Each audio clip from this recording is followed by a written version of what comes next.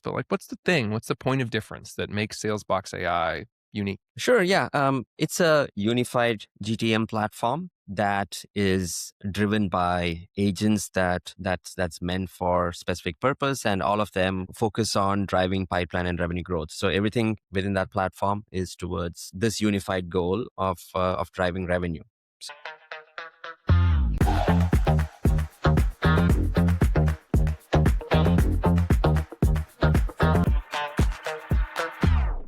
Welcome to Frank Growth. I'm Jason Shafton, and I run the growth consulting firm Winston Francois.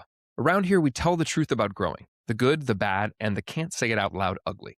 Every episode, we get tactical with operators, investors, and builders about what works, what breaks, and what to do next. No fluff, no vanity metrics, and no hustle theater. Just signal. This is Frank Growth. Let's get into it.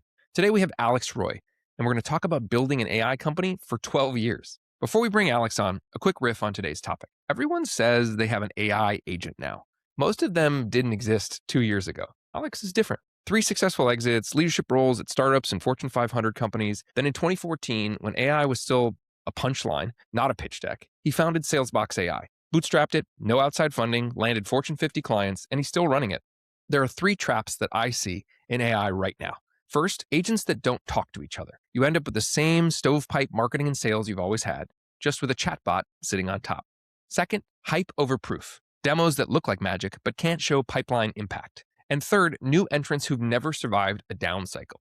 Building for easy money, not hard markets. Today, we're going to cut through the noise with someone who saw traditional lead-based marketing and manual SDR workflows collapsing and built the platform to replace them. Let's get tactical. Alex, welcome to Frank Growth. Hello, pleasure to be here, Jason. Awesome. You had 3 successful exits before founding SalesBox AI. What did those experiences teach you about what breaks when companies try to scale revenue? So I've been in the MarTech space, like you mentioned, for 20 plus years. Started with a product called Market First that predates Eloqua, and then a company called True Influence, and then to SalesBox. Coming to your question on back in the day in 2014, it was a very lead-centric model. You had disparate systems, and the goal was to create a unified platform for companies to drive revenue and pipeline growth. Awesome. I was looking up the kind of history of SalesBox in preparation for this conversation. There's not a lot of folks I talk to in this kind of AI space that started a company, in 2014. So most people didn't even know what an AI company even was back then. Mhm. What made you bet on AI when it was still really science fiction to most founders? At that time, it was all about, marketing automation as a system. AI, as you said, there's been multiple eras of it. And back in the days, it was about, okay, how do you make responses that come on an email? How do you classify that, right? So the goal was to see how do you create, we used to call that a sales bot, which would analyze the sentiment of responses based on a model that we had used to a classification model, and decide on a response to send back. So it was like a natural evolution from how do you make that automation smarter. So the goal was to say, okay, how do we make this conversational? And that's how it started. And you made something that was conversational before, ChatGPT didn't arrive until November 2022. So the idea of a conversational AI over a decade ago, that's kind of crazy, and kind of cool. And so let's talk about building a company back then. So what did building a company look like for you in 2014 compared to what it looks like today in 2026? And where are things maybe the same? For sure. Yeah. I mean, so we took, I'm a single founder, and I would say, doesn't fit the template to go the founding route. And, kind of, I'm a firm believer that, you need to have that product market fit your sales box. So you have to kind of be able to survive you should be able to build something of value and, drink your own Kool-Aid to survive was, the initial thesis. And, to prove the model, kind of started bootstrapped and have ever since stayed the same. Allows us to be customer driven, customer first, kind of helps you build that lean muscle as well, as best to say, that where you learn to not just build a product, but you need to make sure that, the supporting functions are there, the invoices get paid on time, and stay ahead. Coming to your question question on what is same and what is different now, the pace of change is much more. So let's say you had product market fit, that that's probably just for a month now. So yeah, so it's about the biggest skill you need is to be able to evolve, to be able to adapt is essential, and it's just that the pace is faster now. You actually bootstrapped SalesBox AI, right? With no outside funding. What made you choose that path, and what did it cost you? So yeah, I mean, it's when you bootstrap. Yes, one of the things. So the product has multiple modules, and we looked at it and said, hey, we needed two things. One is capital, the other is data. And what's the best bit of the product to build out first? That would get us both. In our space, it was to see, okay, how can we do a managed service where we're generating leads off the platform itself. And the route we took was partner with agencies and go that route, which kind of accomplished both. It gave us a lot of data that, went back into our model, as well as the capital that drives the business forward. How do you build credibility and land Fortune 50 clients when you don't have all the shiny VC logos and funding rounds on the website? So again, you are selling into a specific department. It's all about, in our case, there's a media partner as well. First step is to partner with that agency. So it's a partner-led model. So you work with the agency, and the agency is already empaneled with the Fortune 50 that you mentioned. Yes, and you have to graduate from just being a startup as well. So it's about you're a business at the end of the day, and are you able to portray that and provide value to your partner is what we prioritize first. All right, let's talk about what makes SalesBox AI different. There are hundreds of AI sales and marketing tools now. Just in the last couple of years with the explosion of AI. Before we started recording, I was talking to you about kind of AI wrappers. In one sentence, kind of what is that special secret sauce, or not secret sauce, but like what's the thing? What's the point of difference that makes SalesBox AI unique? Sure, yeah. It's a unified GTM platform that is driven by agents that's meant for specific purpose, and all of them focus on driving pipeline and revenue growth. So everything within that platform is towards this unified goal of driving revenue. So that, I would say, is what makes it special. Yeah, and there's been multiple evolutions of it over a decade, which has kind of helped us refine and fine tune it. You've said that the kind of SalesBox AI assistants work together instead of in silos. Why does that matter, and what breaks when they don't? So it's very important that you have that unified goal. Assistants work. So you have each assistant that's focused on a specific task, and the context is more efficient when you do it that way as well. Each one is specialized in a specific task, and all of that adds up to that final goal. That way, you have it's more scalable, and it's more integrated as well. All right, walk us through how the platform actually works. And I know you want to show a demo in a bit, but just kind of in words, from detecting intent to activating kind of buying groups to pipeline creation. How does it work? So you have a set of agents that's been that's meant for multiple objectives. The first is it's a signal driven system. So you have an agent that's listening for intent signals off the website, plus listening online for news alerts. Let's say there's a product launch, maybe there is a hiring signal that you're looking for. So you can define what signals this agent is listening for. And then you have another agent that's focused on research tasks. You have agents that's focused on nurture tasks. So the goal is to create that pipeline and and have all of the data unified on the platform itself. Excellent. And I'm excited to see the product. You saw traditional lead-based marketing and these manual SDR workflows kind of collapsing. What specifically was breaking kind of from your point of view, and why couldn't it be fixed incrementally? So it started with a lead centric model, but then things became more account based. The issue with the lead centric model was that you were just focused on a specific lead, but in B2B, buying decisions is a group decision. So you had to focus on the account. The account was way too wide. So it had to be buying group was the right breadth, I would say, right? That you focus your ad spend and energy on as a marketer. Yeah. So that's what we have done is, ours is a revenue or opportunity centric model where you have a buying group not just an account, but within the account there's a buying group as well, and you can kind of score and prioritize these opportunities as these agents work upon. There's so much hype in AI right now, Alex. What's real and what should founders and marketers be skeptical about? Yeah, I mean, the word hype itself defines it. So it's about starting with a pilot and then leading into a full-fledged layout, I would say, rollout, I would say. Yeah.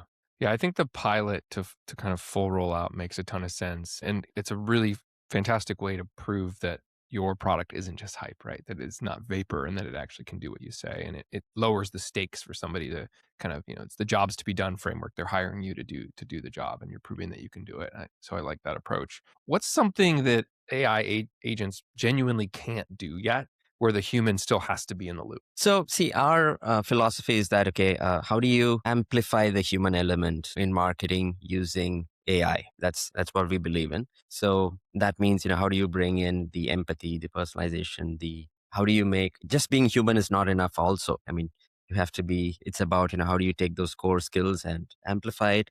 So how can a co-pilot kind of help the marketer be more efficient and do things which they always wanted to but never had the bandwidth to do? That's what we are focused on. So coming to a question of what an agent cannot do at this point, I would say it's more there is a lack of marketers understanding of how do they manage these agents, how do they question the model or the output. There's a question of how does a marketer decide when do they override whatever the agent is saying, right? So these are skills I would say a marketer, all of us need to learn in today's day and age, so that we know the limitations of it, and we are able to. So yeah, we need to kind of understand how these work a little bit under the hood, I would say, so that you know when to override in your specific use case. How do you prove ROI to enterprise clients who've been burned by AI promises before? The MIT NANDA study just comes top of mind. 95% of enterprise has tried some AI deployment and gotten zero ROI from it. So, what are you doing to kind of combat that when you're having that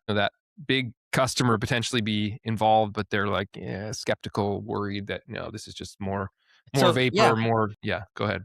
I mean, we have a hybrid kind of model where they start with, so in the demo you'll see it, but there's this ads component where they're saying, hey, we want to start by running a performance campaign on your platform, and then we want to bring in additional modules. We want to transition to a SaaS model. So yeah, they start initially outcome based. For example, in our case, it's about in an outcome based model. It's about you deliver a certain set of leads and what happens to it depending on the sales cycle. Yeah, so it's I mean, AI is very broad. So in our case, the ROI proving is much more easier because you're building pipeline, and you have visibility into what happens to that pipeline. Sometimes they have a volume problem, sometimes they have a problem with the pipeline in terms of velocity. There are things which is stuck. So yeah, so we work with them to kind of decide on what's the first use case we should start with, then go from there. So you've been through multiple AI hype cycles. I can think of several just in the last few years. What do most founders get wrong about timing in these emerging categories? So I think, see, you have to love what you do, firstly, right? So if you're in it for a short, let me just ride the wave and then hop, maybe that's probably the issue. So I would say you should be ready to riding that wave all along, right? I mean, then if you're looking just to time it so that you're looking to hop off in a couple of years, maybe that's not the right approach, I would say. So yeah, I mean, it starts there. You have to keep, and that's not really in your control as well. So you have to keep building, you have to keep evolving, I would say. You don't be too rigid. You have to, especially now in this day and age where product market fit is a moving target. What's the hardest lesson you've learned about product market fit in a space that just keeps shifting underneath you? Yeah, I mean, just that it's about building that moat. It's about making sure that you have to stay on your toes and keep upgrading. Back in the day, you had like maybe that the time window was much longer. You had like a couple of years, 2 to 3 years, but now it's much more shorter. So you have to you have to accept the fact that it's a moving target. After 3 exits and 12 years building the company, Alex, what keeps you in the game? Why not cash out and advise from the sidelines? I mean, there's lots more. These are very exciting times to be building, honestly, as well as a builder. The sky is the limit on what's possible at this point, and we just started. So that's what makes me that's what's most exciting at this point of time, I would say. I love hearing you talk about being passionate about what you do and not just riding a hype cycle to make a quick buck. And the phrase, just getting started after doing it for 12 years is somebody with renewed energy and excitement for a space. And I think those are strong signal, right? That you actually care and aren't just riding the wave. And so I think that's really cool. If a founder came to you today wanting to build an AI company, what would you tell them that you wish someone had told you in 2014? I mean, most of it wouldn't be applicable now, but yeah, I mean, you have to roll up your sleeves and get started, get the first version out, and keep iterating on it. And don't be shy of, just don't keep it for free, right? I mean, you have to build that skill of being able to sell it also. So find a way to get someone to pay that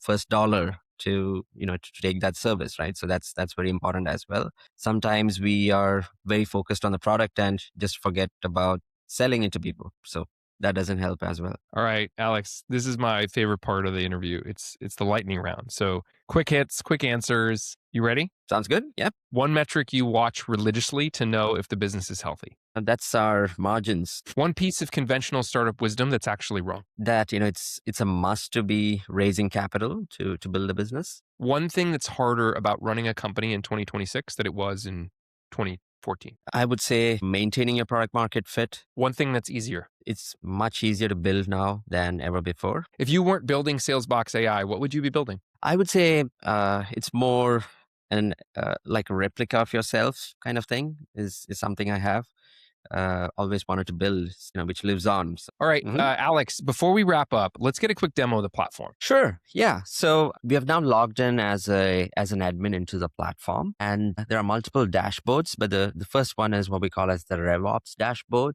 which shows you full insight all the way from the waterfall, from target all the way to revenue. And there are, as I mentioned, we've got ads, which allows marketers to run performance CPL based lead gen campaigns. You could run CPM based display campaigns. And then we have something called as a revenue funnel. So this is where you upload your target accounts, and it shows you the Forrester revenue waterfall in terms of where those opportunities are along the funnel. And it also scores and prioritizes it. So you would be able to see what's changed each day, every single day. The system automatically identifies buying group members as well. So you can define that, and it kind of scores and prioritizes them. So if you kind of look at one of the opportunities here, you will see that the score is composed of multiple components. And then you can also see all the buying groups that the agents are engaging with. And you also see a timeline of everything that's happening with those buying group members. So it kind of gives you a visibility of this. And this is where you set up the agents. Let me just come here. So the agents could be of different types. It could be like a sales copilot. You have an agent that's listening for intent. It could be just contact discovery that the agent is doing. There are multiple channels that the agent uses. It could use anything from voice to web to email. So for voice, it could even place a call, or it could be just on your website and you want to talk to it. So yeah, so when it's using voice, you could actually embed it on your site. And you can have visitors speak to it. The lead gets captured as a lead on the system itself. You could also have the agent place calls. It's possible to pick a voice for the agent. So you could have different languages that you pick, and you can hear that as well. And you could pick the voice that the agent wants to use. This is awesome. Are you guys using 11 Labs or some other kind of frontier model on the voice side for this? Yeah, there are multiple voice. The voice library has voices from 11 Labs as well. So you could pick and choose the right voice that you require. Well, it's funny when you were mentioning what you do if you didn't work on SalesBox AI, the idea of kind of creating your legacy AI persona, right? Where this stuff is all going is interesting because is there going to be an Alex Roy agent at some point that can call me and sound just like you? And we get into the whole deep fake stuff, right? So it's complicated, but I think it's just incredible what these AI voice agents could do now. So that's such a cool thing, and makes so much sense that, if we're going to be conversational, it shouldn't just be in written word, that voice be a part. Yep, absolutely. Yep. So we don't allow at this point to clone your voice. That's in the roadmap, but that's coming soon. Cool. Yeah, and you can actually have the agent do social selling. So you can, for example, it kind of creates if there's a LinkedIn profile, we could Cool. And is emulate this that as well. commenting and messaging from LinkedIn? Yeah, What does yeah, it that do kind of on thing. LinkedIn? Yes, yes, yeah, that's what Nice. it does. You could see here, for example, it does view a profile, like it, comment it, and you would have an activity log. You can like kind of look at a post, and you will see that it's written a comment as well, right? So yeah, so kind of gets the connection request going. The same with nurture also, so you can have it nurture as well. Yeah. So I mean, it's a full feature platform end to end in that you're kind of reporting on everything that's going on and able to take actions and drive the kind of sales motion, which is and go to market. So that's fantastic. Thank you so much for taking us through the product. This is a Frank Growth first. We haven't done a live demo before. You never know if it's gonna work or not. So you did an excellent job, and I appreciate that. And for those that were listening and not watching, we do both audio and video versions of the podcast. Just check out the YouTube or Spotify links for the show, and you can see what Alex was showing on screen and get a taste of SalesBox AI for yourself. And then Alex, I believe your team has put together an offer for folks that are listening. So maybe just take us through where people can find you, learn more about SalesBox AI, and access that offer. So you could connect with me on LinkedIn. That's definitely there, and the other is on our website. The website is salesbox.ai. We're looking forward to meet you online. You can book a meeting on the website as well, or on LinkedIn. Awesome. And I And think your team put together an offer for our listeners. It was like $1,000 of SalesBox AI credits. We'll include that link in the show notes. yes, that's correct. Yep. So the link would be on the show notes itself. And looking forward to meeting you. Awesome. Thank you so much, Alex. This was the real story behind a bootstrapped company that's been around a minute and ridden the AI wave very successfully. So thank you for being here and sharing all this with us. Jason, it was a pleasure to be on the show, and thank you. That was Alex Roy. 12 years building SalesBox AI, bootstrapped from day one, and a clear-eyed view of what's real in AI and what's just noise. Here, Alex's philosophy is about using AI to do the things marketers always wanted to, but never had the bandwidth for. But here's the gap he sees. Most marketers don't know yet when to override the AI. Understanding how these systems work under the hood, knowing when to trust them and when to step in, that's the skill we all need to learn. All right, here's one action you can do this week in 10 minutes or less. Pick one AI tool you're using right now. Ask yourself, do I actually know when to override it? If the answer is no, spend 30 minutes understanding how it makes decisions so you know when your judgment needs to take over. That's Frank Growth. If this gave you something you can use this week, follow the show and share it with one operator or founder who needs it. I'm Jason Shafton from Winston Francois. We help tech companies build sustainable, repeatable growth with a proven operating system. Show notes and takeaways are in the description. Be frank and keep growing.